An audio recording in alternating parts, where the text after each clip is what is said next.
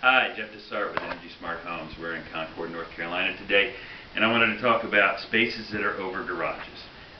Whether it be a bedroom or an office or a bonus room, these spaces are notoriously hard to condition. They are cold in the winter, they're hot in the summer, and we've got one here today. This is in a new home that was built. The unique thing is they didn't finish the space over their garage with the new construction, but they plan to finish it. So we're doing some things today to help them insulate it correctly so that when they do finish it, it'll be comfortable. So come on in. This is the space. Directly below here is the garage. What we've done already, if you can see here, is we've sprayed an inch of spray foam insulation. Closed cell spray foam insulation.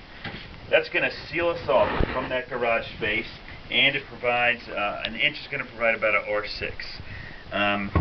And then over top of this we're going to spray 9 inches of blown cellulose. So with the 9 inches you're going to get about 27, so combined you're going to get about an R33, and it's going to be sealed. What happens here typically, and why is it not conditioned well? Typically they're going to put a bat in there, a fiberglass bat, like this insulation right here. You've seen them, and this over here, the pink stuff. And that's about a 10-inch cavity. Even if they put in a 10-inch bat in that cavity, over time it's not going to perform.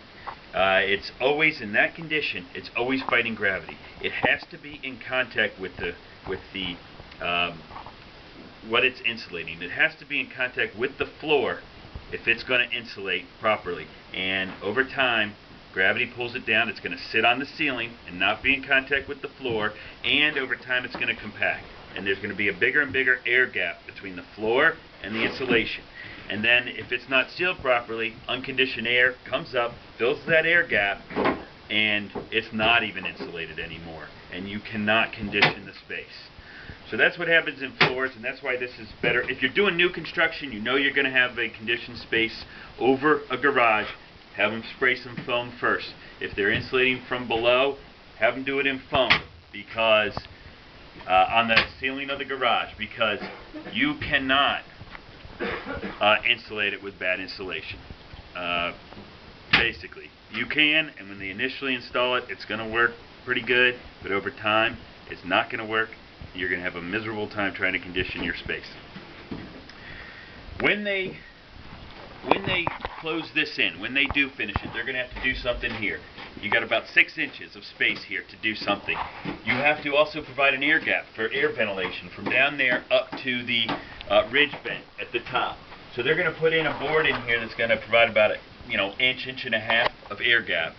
This is going to be 5.5 inches. So then you're going to be left with 4 inches. Meaning you're going to be able to fit a 4-inch bat in here. It's going to be R13. Here again, you're talking about a place where bat is just not going to perform well. Bat has to be closed in on all 6 sides and in contact with the surface that it's insulating to be of any good. Here it's in contact with air. This air is going to be superheated by this roof. This air is going to be 120 degrees, and you're going to have 120 degrees. You're going to have 4 inches of bat between you and 120 degrees. It's not going to work. In this condition, you're lucky if that 4-inch bat, which is rated at R13, you're going to be lucky if it's performing to an R7. And again, this space is going to be miserable. You're not going to be able to do it. What's better?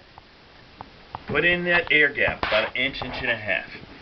And it has to be a sturdy air gap that you can spray foam against. You put that in, and then you spray foam in here.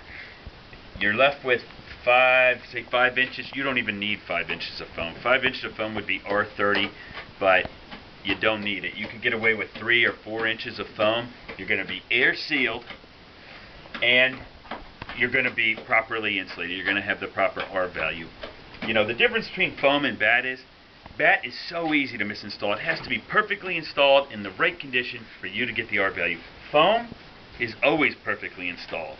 You can't mess it up. You spray it in there, it's air sealed, and it's always going to get the R value that is recommended by the manufacturer. Day, night, wind, rain, wet, cold, it's always going to get the R value. With bat, it's not.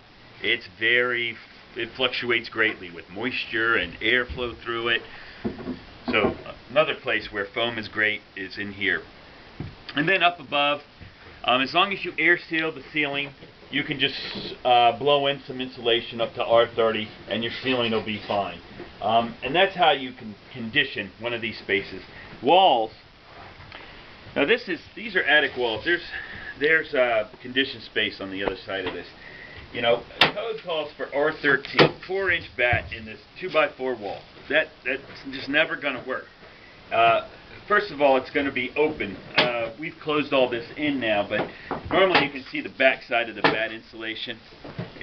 And like I said, bat insulation, when it's not closed on 6 sides, it's not getting the R value that the manufacturer is stating it is. If it's just sitting open like this, it's maybe giving you an R8 or 7. There again, in an attic where it's 120 degrees, that's not sufficient to protect you from 120 degree weather.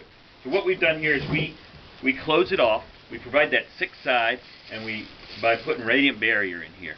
And the radiant barrier has the effect of radiating heat away too.